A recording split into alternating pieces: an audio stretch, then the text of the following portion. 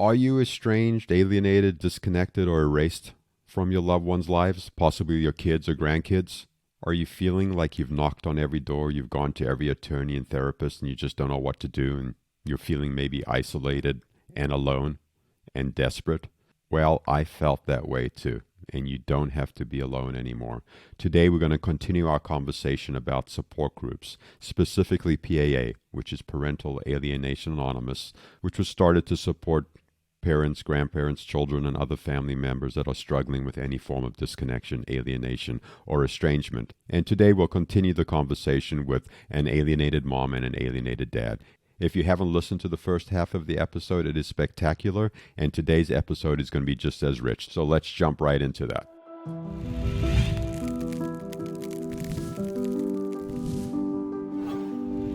So when I got to my first support group meeting, I had spoken to a bunch of attorneys, therapists, and other professionals. I was desperate, and I didn't go to a meeting willingly. I went to a meeting because there was nowhere else to go. It was the last door on the last street, and I just went in because I was desperate enough to try something different. And literally, I had planned on staying for 7 days, getting some answers, someone telling me how to fix my family, how to fix the situation that I was going through, and I was going to leave. You know, I really thought that that was the purpose of being there. I met an old timer at a meeting, and he said, "Don't leave before the miracle." And I thought, wow, I don't like this person at all. Like, I just need some relief. The miracle? What miracle? And the neat thing about support groups is it takes time. It takes time for your nervous system to get acclimated. It takes time for you to understand the conversation. And the conversation's really around recovery. It's about recovering a relationship with yourself emotionally and spiritually. And from this integrated place, then recovering the relationships with your kids and other people in your life. So we're going to jump right back into our conversation today with an alienated mom and an alienated dad. And they're going to share a little bit about their journey with you and what it's looking like today. And again, if you haven't listened to episode 1, go back and check that out. And let's get right back into the conversation. Hi, my name's Lawrence Johnson. Welcome to Family Disappeared. And today we are jumping into the conversation with an alienated dad and an alienated mom and talking about what their experience has been participating in support groups, and particularly in PAA, which is Parental Alienation Anonymous. And just to let you know, everything is free. All the meetings are free. The different resources that are offered are free. It's a nonprofit that is developed to support parents, grandparents, and other family members that are struggling with any kind of disconnection from their family, grandkids, or other family members. So let's jump in and see what they have to say. There's something that we talk about in 12-step groups. We talk about family of choice versus family of origin. And just for folks out there, like a family of origin would be my ex-wife and my 3 kids. And if I extrapolate that out a little bit, then my original family was my parents and my sister. And in 12-step, we talk about family of choice. So I'm going to just ask this question. Does that resonate with you? And what do you consider this new family option that you might be having the opportunity to explore? And let's start with you, alienated mom. So just to clarify, you're talking about the family that I married into, or the family in the PAA community? I'm sorry. Yeah, I'm talking specifically about the family in the PAA community, what that feels like. Does it feel nurturing? Does it feel useful? Do you just go to meetings and have no contact with anyone outside of that? Like what does that feel like to you? It feels very nurturing now that I've given myself permission to be part of it and learned to love myself enough to include myself in it. It was very nurturing and comforting from the beginning, but I put up a lot. If I think about it now, I put up a lot of resistance because I was scared. I felt like I'd been hurt by so many other relationships in my life. I did feel very vulnerable in the group to start with, but everyone was so gentle and understanding, and everyone is at different levels of their own healing processes, but there was such a willingness to just listen and accept. So I didn't feel like I was being judged, and I didn't feel like I was being pushed to share, but I was being encouraged enough and inspired enough by everyone else with their courage. And I had a good sense that that was how I was going to heal. So after having spent many years of being quiet, but then also feeling like I was trying to speak up within the system and trying to recreate the contact with my boys, trying to have a less painful divorce, and feeling like I wasn't held, I wasn't being listened to, I came into the group thinking, okay, I'm just going to button it. I'm just going to listen to everybody else and see what it feels like. And I had really no expectations, but the warmth of the community and the encouragement of others, they helped me to feel comfortable, to feel safe. You know what? I feel really safe in the community, and that's allowed me to heal. And I really can say now, learning how to share and learning that I didn't have to be totally coherent and that there was no right or wrong has helped me to find my voice. And I didn't have a voice in my marriage, and I didn't have a voice in my family of origin. So that's been a big part of my growth. And I wouldn't have the recovery I have now without the strength of the community and the feeling of warmth within it. And just to clarify, like what kind of contact do you have with folks outside of the meetings? Do you have any kind of contact with folks outside of the meetings? What does that look like? I have fairly regular contact. I have a sponsor that I have a really good relationship with, and she supports me, and I also get to support her. I sponsor other people, which is a really amazing experience. And again, growth on both sides. I do outreach calls. Sometimes I have days in a row where there's not much contact, and other times there's lots of contact. But the idea that there's people out there that understand me, and if I needed to, and there have been times when I've really needed to reach out, they'll do their best to connect with me. And I've never had that in my life. And sometimes just the idea of that is enough to carry me through. Maybe it's an instance where I know they'll be working and they won't be able to talk to me. I'm working and I can't talk to them. But the notion that there's listening ears and there's comfort and support has oftentimes carried me through. And that feels like an amazing gift of recovery. Yeah, so the community is there whether you can reach them straight away or not, and they feel supportive, and you don't feel alone and isolated. You know there's people that understand the language that you're talking and understand everything that's happening within the dynamic of parental alienation, correct? That's right. And I often think about different members of the group. If I can't contact them or whatever the circumstances are, what would this person do in this scenario? What are the comments that I associate with these people? What's the advice they would often give me? And that can also be enough to carry me through too. I find a lot of strength in that as well.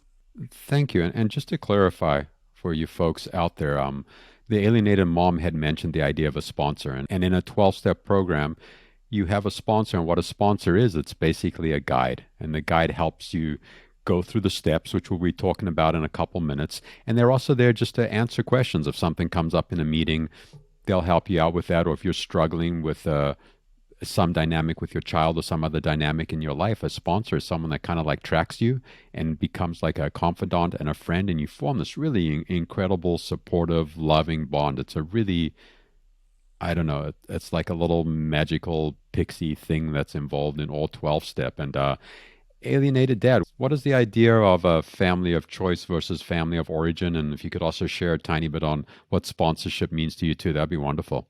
Yeah, so this question reminds me of the previous question, which is what does recovery mean to you today? And what recovery means to me, and it sort of highlights this, what does family of choice mean to you? One of the benefits of my experience with parental alienation and finding recovery from it, or recovery sort of in the midst of it, is it does highlight this question of how can I create deep and meaningful, loving, reciprocal relationships in my life that maybe are, as meaningful, or, that create a sense of family, So family of choice, I have experienced in PAA a tremendous sense of what I call fellowship. And I don't use that word lightly or even literally, because it's a 12-step fellowship. I've experienced fellowship like a deep sense of group bonding. Watching someone come into PAA devastated, like distraught, depressed, in that place of hell that I described in the beginning of our conversation. And maybe after some time, they recover a relationship with their children. Maybe they don't, but they do recover a relationship with themselves, with their higher power, and even as importantly, with life itself, right? And this is nothing short of a miracle. So you get to experience that. And it's very, very, very, very meaningful to me. I find PAA meetings to be incredibly inspiring. And there is rarely a meeting that is without a member who is truly and deeply struggling with coming to grips. I mean, some folks have been living with alienation for years, and finally they find recovery. Some members haven't seen their children in years. Some members show up to PAA in the midst of, maybe divorce or some triggering event of alienation, and that we're together recovering a relationship with ourselves is very meaningful to me. So I do feel incredibly close with a lot of people in PAA. I do have a sponsor who I have done some incredible work with. I don't know if you've talked about this yet in anything, but in PAA, we use the literature of Al-Anon, and we work the steps out of paths to recovery. And so I'm on the 4th step with my sponsor, and we've just done amazing work. It's really produced a lot of, oh God, I'm thanking my higher power right now, because I'm reflecting on how much healing I have experienced since September of 2021, when I came to my first PAA meeting. And also the insights into my family and recovering a relationship to life itself. And I also have 2 sponsees, who I work with closely, and that's been wonderful. But you know what? I'm realizing as I answer this question that this idea of family of choice isn't something that I've necessarily discovered, but I'm exploring.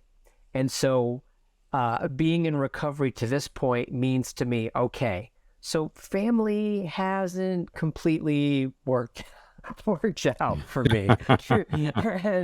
and it looks like in a lot of ways it might not, And so in the event of that, because alienation could happen again with my daughter, I feel like it's something that could totally happen again. And in the event that it does, what sustains me now from the inside? What holds me to this earth? And it really invites me to explore deep connections with other people. Like today, I had coffee with a friend I've had for a couple of years. He's a friend from my native fellowship. And we had such a wonderful, deep, warm talk. And when we parted ways, we just hugged and said, I love you. And I was just so glad to have spent an hour with him. And when he left, I thanked my higher power. And I was just aware in that moment of how, even with a lack of relationships with my family, and even with maybe like a relationship with my daughter that is compromised, I still can experience deep and meaningful and warm bonds with other people. It's so beautiful, and it's so wonderful to hear that gratitude and love and emotion in your voice when you talk about the time you got to spend with your friend today. Thank you so much for sharing that vulnerability. It was very beautiful. In the last couple minutes, the idea of the steps, the 12 steps, has come up. So just to give everyone kind of like a framework, the 12 steps have been around for about 75 years. And Al-Anon Family Groups has been around for about 70 years. And Al-Anon Family Groups deals with different relationships and how we relate to other people, and if we're codependent, if we have no boundaries, all those different things that you experience growing up in all kinds of different relationships. And what we've done here in PAA is we've adapted the 12 steps to fit parental alienation. So we change out the different words in Al-Anon to parental alienation and alienator. And it's just a really great framework, but it still addresses all these dynamics and all these different relationships. And for me personally, coming into a 12-step meeting, I didn't care about the 12 steps. I just wanted some relief. I didn't want to die. You know what I mean? And eventually you start to get into the 12 steps and you start to kind of like work them. And I'm going to ask this question about the 12 steps. If you had to say your favorite part of a favorite step, or your favorite step at this particular moment, what would that be and why? And I'm going to go with you, Alienated Mom. That's a great question. You know what? I'm on step 4, and I've been in the program 18 months, I guess. You know what, the one that means the most to me, and the one that I refer back to on a daily basis, sometimes on an hourly basis, is step 1 and being powerless over other people. Because I need to remind myself of that when I feel like life is becoming unmanageable and I feel like my brain is scattered and I'm ramping things up either deliberately or outside circumstances are making me speed up my thought processes. I need to step back and say, what am I contributing to this situation? Am I trying to control the other person? What can I control in this situation? And as soon as I start to do that, I calm down, I make better choices. I respond differently, and oftentimes I don't respond at all. I'm getting better at just listening and not piping up or not putting my feet into the fire. And I need to be reminded of that. When I first came to the program, the idea that I tried to control other people, I was offended. I didn't like that at all. And I thought I was a victim and other people had controlled me, and in doing so had damaged me. And it's taken program work and me doing the steps and being honest with myself and honest with my sponsor to figure out that I've used control to try and make my life more manageable, until the controlling aspect was a big part of my life being unmanageable. So step 1 really resonates with me for sure. Thank you. And step 1 said we admitted we're powerless over people, which could be our alienator, our kids, our parents, or anyone else in our life, and that our life is unmanageable. So that's kind of what it says. And the powerlessness doesn't mean that we don't have agency and autonomy over ourselves. Like, we can show up and be fully integrated and participate in life fully, but I can't make you or anyone else do anything. Alienated Dad, step, favorite one, what have you got for us? That question's not fair. Right? Love them all. I need them all. But I will say, in the spirit of PAA and being a 12-step, I really have needed and continue to need the first step, right? In recovery, this is the statement that means the most to me, right? We admitted we were powerless over alienation, right? And that includes people, the alienating parent, the child, all family relationships. And, in Al-Anon, they talk about the 3 C's, right? And the 3 C's are: we didn't cause it, right? We can't control it, and we can't cure it. And the 3 C's, of course, are usually to describe the disease of alcoholism. But it's profound how easy it is to translate alcoholic to alienator and alcoholism to alienation. But in essence, what the first step has done for me, it has released me from the following dynamic, right? I feel like my daughter's mom and I have been chronically unskillful in our co-parenting relationship. And one element of that, and I think it's a fair statement to say, that we're both trying to more or less trap each other. So let's take her out of the equation and let's talk about me. I have sort of a sick need in me to trap her somehow in some sort of metaphor of a chair that she's tied to, right? And I basically want to hold up a mirror to her and say, look, and I don't want her to look away from this mirror until she sees in her reflection what I see, right? And this dynamic has caused me so much suffering. I cannot control what she thinks, what she sees, what she says, what she might be doing and believing she's acting in the best interest of our daughter. I have no control. My sanity and my health and my well-being and my chance at recovering a full and vibrant relationship with life rest on my ability to be contained within myself, right? To change what I can, which is usually me, and to have a relationship with life that is a relationship of acceptance with how things are, with how things were in the second half of 2021. and with how things, play out.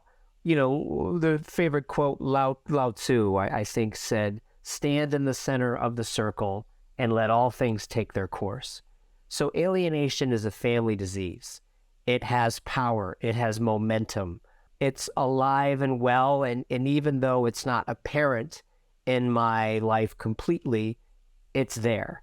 And I have to continually reflect on the first step and powerlessness, specifically over other people.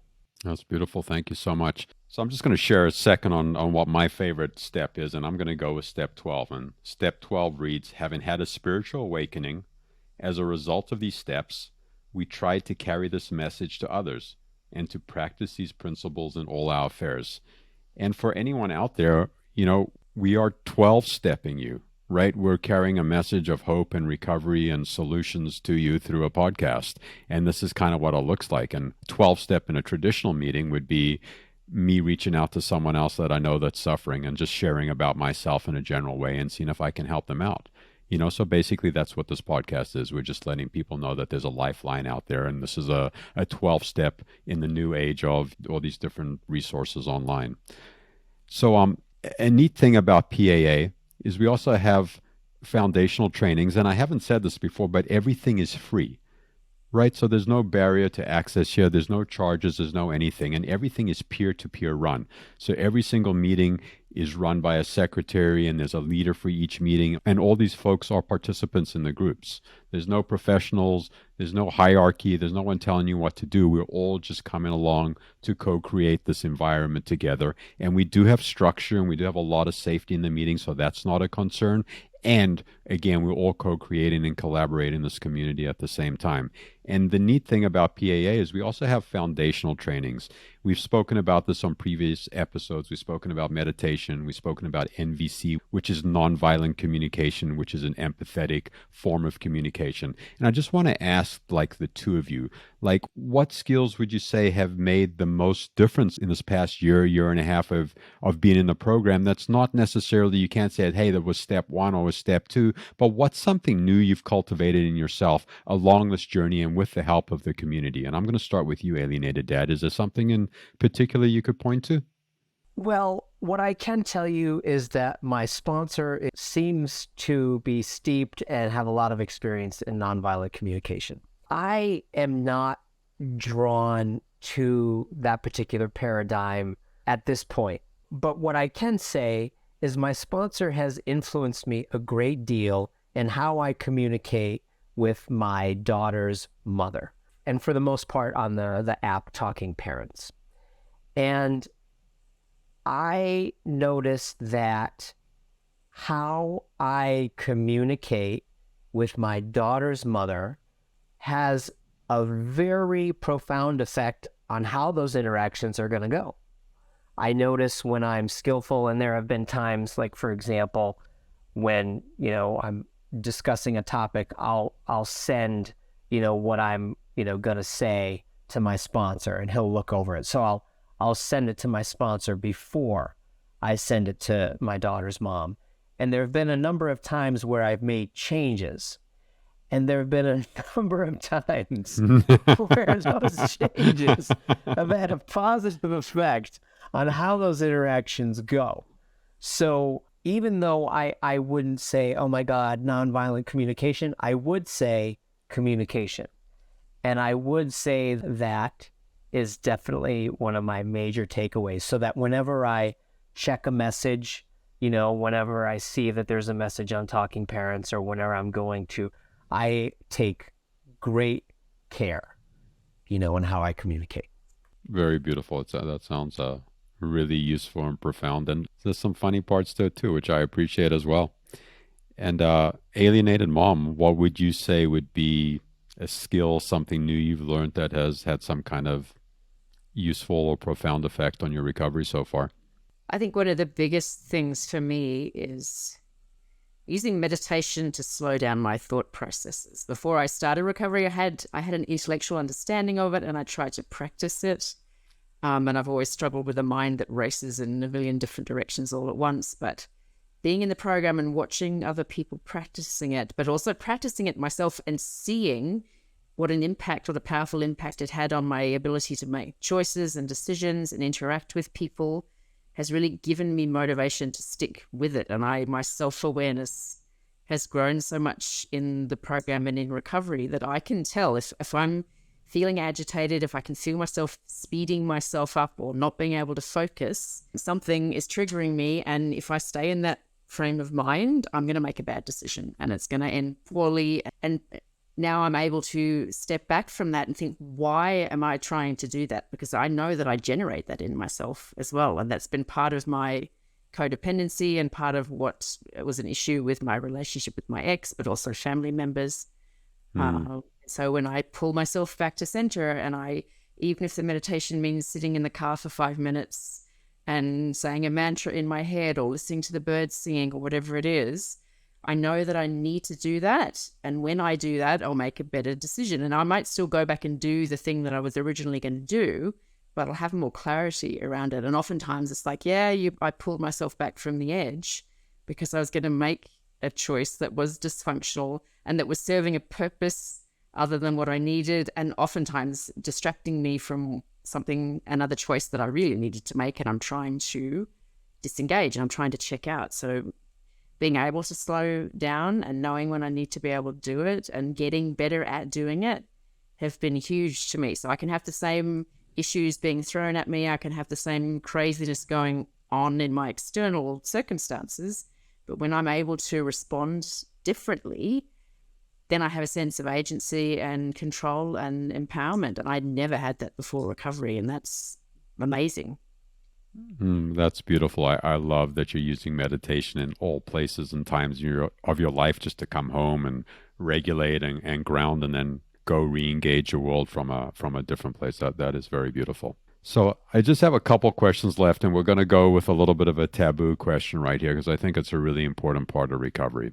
So alienation, when we think about alienation, at least for me, before I came into any kind of group, like I villainized my ex-wife. I said she was the problem and this and that and that. And I tried to convince the kids that she was the problem. And I made a lot of mistakes. And we're going to have a great panel coming up in a couple of episodes of what not to do. And we're going to have other people from the program coming on and sharing what not to do so you can save yourself a little bit of heartache. And the question that I have to ask here is is alienation has its own inertia? It's a family disease. And does the alienator live in you to some degree too? So Alienated Dad, can you talk about that? Does that feel like that might resonate or part of that might be true or not true for you? How does that land? No way. I'm just kidding.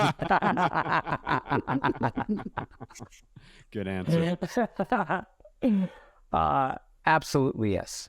Absolutely yes to your question is there an alienator in me? In fact, I would, even go so far as to say the alienator is more or less an archetype of energy. And if enough of that energy gathers in one person, the character of the alienator can come out. So absolutely. And that's why, what recovery means to me is alienation is so insidious and cunning and is such a heart of my family's disease, past, present, and, it's up to me whether or not, it's going to continue in the future. But I can foresee a strong possibility that the tables could turn in a year or 2 or 4. And my daughter has difficulties in her relationship with her mom and wants space from her or separation from her. And the alienator in me waits patiently for that day. And the alienator in me would love nothing more than to be like, and then you smell the blood or, the alienator's drooling like, oh my God, I've been waiting for this moment, ever since those core emotions of 2021 wiped out my bank account, and what will I do then? And I'd like to remain in recovery, and I'd like to remain in relationship with life and with healing. So if and when that day comes, I don't choose to be an alienator. I hopefully am grounded and skilled enough to not behave that way. Beautiful. And Alienated Mom? You know what? I would agree with what Dad said. You know what? I was attracted to my ex through codependency, like a codependent jigsaw puzzle fitting together. There's dysfunction going back in my family for generations, and the same with his. And so for me, it's all part of a bigger puzzle. And so I contributed to the dysfunction in my family. The family that I married into, I brought in with me the conditioning from my family of origin. I didn't know any different, which doesn't excuse my behavior, but it goes some way towards explaining it. And when I view it that way, and I've only been able to think that and say it out loud because of working on my recovery, it actually allows me to have compassion for my ex. It allows me to have compassion for my parents and my grandparents and my children, because they're going to suffer in dysfunctional relationships themselves going forward. So a big part of recovery for me, and I'm going off topic here, but too, is I feel like when I work on my recovery, then I'm also working on my children's recovery. I'm working on family of origin recovery and working to break down dysfunction, because the alienation for me comes from the dysfunction and not knowing how to have healthy connections and relationships with people. And I was part of the problem. I perpetuated the problem. Part of my role in my marriage, the reason I stayed longer than I should was because I wanted to rescue everyone and I wanted to save everyone, and I wanted to recreate the perfect family that I didn't have when I was growing up. So that was a me issue and a me problem. And I, in some ways, infected my family by trying. I had red flags hitting me in the face, and I had a goal in mind. I wasn't listening, and I kept charging forward, and I kept going back to the same situation and expecting different results. And I had to really hit rock bottom before I could step back and think, there's a whole lot of dysfunction here, and I'm part of it, and I'm contributing to it. Wow. Well, there's so many wonderful gems that you touched on, and it feels like it's a whole different episode, but thank you for that. And just to weigh in on the same thing, when I got here, like I had definitely villainized my ex. And when I was with my kids, I so badly wanted them to understand what I was going through. I wanted them to take my side. I wanted them to love me. I wanted them ultimately just not to abandon me. And in those moments that I shared stuff that I shouldn't have shared, I was alienation, right? Like I was in that vortex of alienation. I was pushing it forward. I was creating some distance and anxiety and uncomfortable situations for my children. And I thought it was okay at that time. I thought I was just trying not to die, but I was actually perpetuating the disease. So I think it's really important for me to own that part as I go through this recovery journey. And my ex-wife, yes, there's some challenges that she faces, and there's also some beautiful parts about her personality and who she is as a human being. And I have a tremendous amount of compassion today. But that's because I'm working the steps. That's because I'm going to recovery meetings. That's because I'm working on different aspects of who I am as a person. So we're going to have our final question here, and I really appreciate everyone's patience. So if you had one thing that you wanted to share with anyone out there that was struggling, that wasn't part of a support group, like what would be that one thing that you would really want people to know? And if you could just sum it up in a minute or so, I would love that. And let's start with you, Alienated Mom. So the biggest thing for me, the program has taught me how to slow down. So I've gone from being codependent, being addicted to drama, walking on eggshells in relationships, to using the different tools of the program and being able to talk to people about it too, to slow everything down. And when I slow things down, I make better choices. My life is better. It's more balanced. It's more manageable. And I can channel my energy into improving my life instead of giving my energy away to other people and being angry about it, because I'm making that choice to do that. Thank you so much. And Alienated Dad? Well, what I would say is, to someone who's struggling and, doesn't have support, I would encourage them to reach out for help and to find help. As we say in PAA, the devastating effects of parental alienation, are too much to bear without help. That's true for me. So whether it's you reach out to PAA or you find some other community of support that has some kind of, awareness and knowledge of what you're experiencing and going through, I would absolutely encourage anyone to reach out for help and tap into some system of support that will help you recover a relationship with yourself, a relationship with sanity, and anything that might help you find your way through. Beautiful, beautiful. And I want to thank both of you for coming out and sharing your experience, strength, and hope. And wow, I think we could just keep going and going. And I think you're both rock stars. And again, thank you so much for your time. My pleasure. Thank you. An Alienated Dad. Let's just take like 20 or 30 seconds for you just to share on your greatest gratitude tool that you have. Absolutely, yes. So I have a watch, a digital watch that has a feature where it beeps on the hour. And my recovery and the signs that I was sort of experiencing from my higher power were encouraging me to deepen my gratitude practice with consistency. So I bought this watch that beeps on the hour. And every time it beeps, it's a reminder of me to stop what I'm doing and to express, like to just get in touch with my heart where gratitude, is generated, and wait for a moment until I think of something I'm grateful for, whether it's small, medium, or large, or very deep or very superficial. And I speak it out loud, and then I proceed with my day. And I've been doing this for about 45 days now, and its effect has been positively profound. So it did beep during our session, so I wasn't able to do it then, but I will say that I'm grateful for this experience, and I'm grateful you've started this podcast, and it's been a wonderful, wonderful time.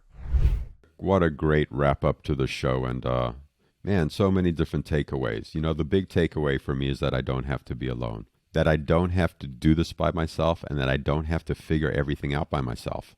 And the beauty is that I can learn from other people. I can learn what they did that didn't work, so I don't do the same thing.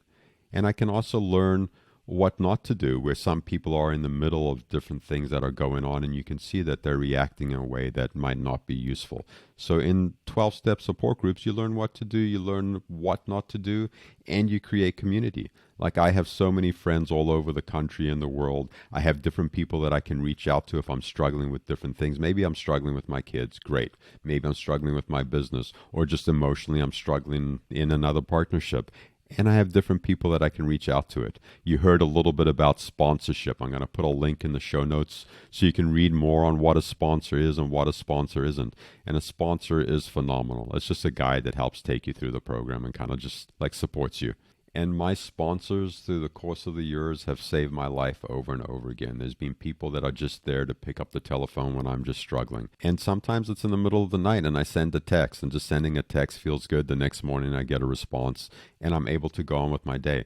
I don't have to do it alone. I don't have to rely on my family that's all wrapped up emotionally and not necessarily available. It is a beautiful place to start to recover a relationship with yourself, We heal ourselves to heal our lives. So there's going to be some great resources in the show notes. There'll be a link to PAA where you can sign up and learn about meetings. Again, there's 14 meetings a week. Everything is absolutely free. You just got to show up. There'll also be a link to our advocacy project, the Family Hope Project, where we're collecting art, any form of art, whether it's a painting, a dance, a clay structure, whatever. And we're putting this art up on a virtual art gallery, and we use it as an advocacy platform to educate other parents, grandparents, family members, maybe judges, therapists. We just want a place where people get to express themselves, see what's happening in our community, and a place where we can all come together to support each other. And this is worldwide advocacy project, so please contribute something to that. And lastly, we are a nonprofit. There's a fundraising link in the chat. Without your support, we cannot continue to provide these free services.